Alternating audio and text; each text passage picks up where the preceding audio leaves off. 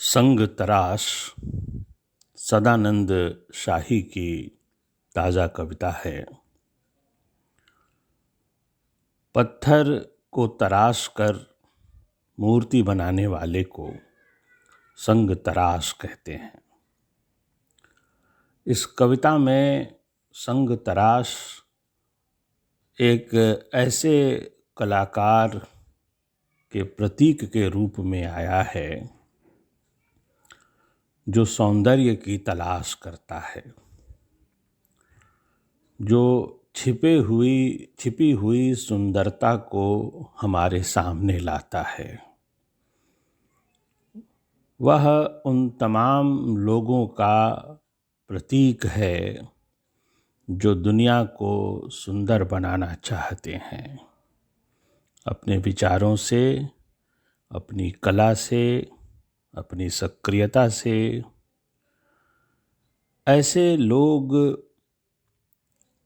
कुछ लोगों की निगाह में अच्छे नहीं होते हैं।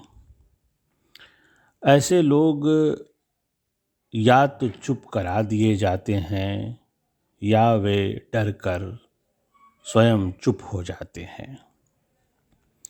ऐसे लोग गायब कर दिए जाते हैं या वे डर कर खुद गायब हो जाते हैं। यह कविता इसी तरह के एक कलाकार के बारे में कही गई कविता है, संग तराश। वह बनारस की एक पवित्र सुबह थी। ताज़ा फूलों की खुशबू गंगा की लहरों पर तैर रही थी। मंदिर के घंटियों की आवाज पक्षियों की चहचहाहट से होड़ ले रही थी। ऐसी ही एक सुबह का लुत्फ लेने निकला था संग तराश। संग तराश जिसे पहाड़ सुंदरता की खान दिखते। संग तराश जो लगातार बेचैन रहता सुंदरता के उत्खनन के लिए। संग तराश जिसने लाल, हरे, नीले, पीले, सफेद पत्थरों से खोज निकाली थीं अनगिनत जीवित आकृतियां। वह आज निकला था सुबह बनारस का जायजा लेने। जब वह निकला, पेड़ों पर कलरव करते पक्षियों के समूह ने उसका इस्तकबाल किया। बीच सड़क पर अलसाए पड़े पगुराते बनारसी साढ़ों ने भी बड़े अदब से उसे रास्ता दे दिया। धरती के सबसे पुराने नागरिक पेड़ एक लाइन से खड़े होकर उसे सलामी दे रहे थे। संग तराश के दिलो दिमाग में कुलबुला रही थीं असंख्य सौंदर्य मूर्तियां, जो पहाड़ों के गर्भ में पड़ी पड़ी हजारों बरसों से विकल हो रही थीं। सबको आश्वस्त करता सधे कदमों से चलता जा रहा था संग तराश।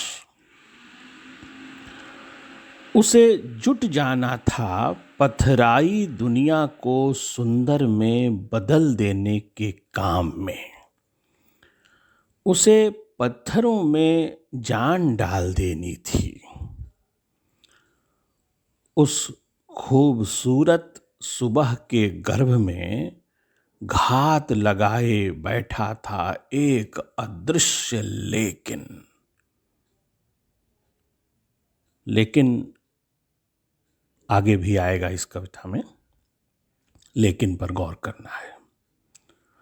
उस खूबसूरत सुबह के गर्भ में घात लगाए बैठा था एक अदृश्य लेकिन संग तराश के इंतजार में। इस नृशंस लेकिन को सुंदर मात्र से चिढ़ थी। चिढ़ थी सुंदरता के उजास से।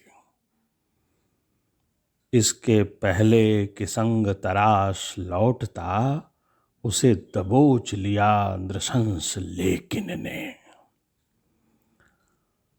उस सुबह किसी ने नहीं देखा कि धरती फटी और संग तराश उसमें समा गया।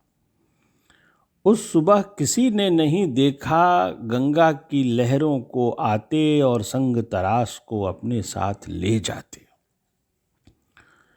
किसी चील कौवे तक ने नहीं की उसकी शिनाख्त। उसे सूरज खा गया था या हवाएं उड़ा ले गई थीं, किसी को कुछ भी नहीं पता था।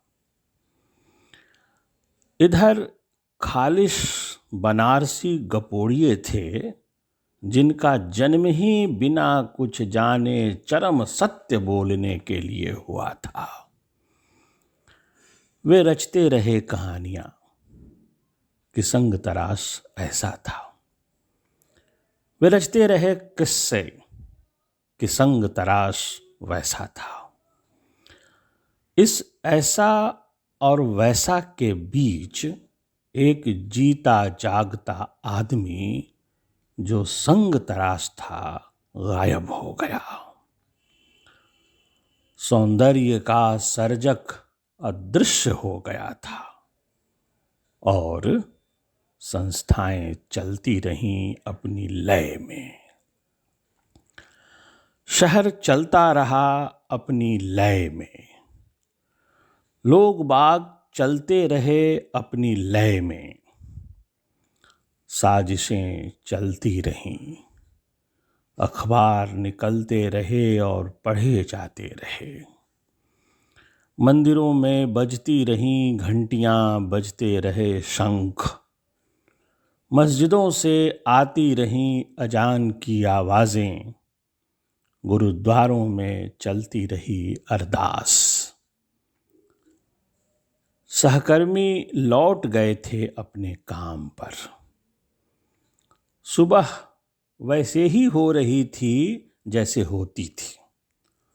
शाम वैसे ही हो रही थी जैसे होती थी। घोड़ों की उदासी के बावजूद सूरज का रथ चलता रहा ज्यों का त्यों। लेकिन पक्षी उदास हो गए थे। साढ़ों के माथे पर पड़ गया था बल। पेड़ पहले से ज्यादा गमगीन हो गए थे। आंसू की तरह बहे जा रही थी गंगा। उस सुबह को हुए इतने दिन बीत गए जो किसी भी शाम से ज्यादा काली थी, किसी भी खौफ से ज्यादा खौफनाक।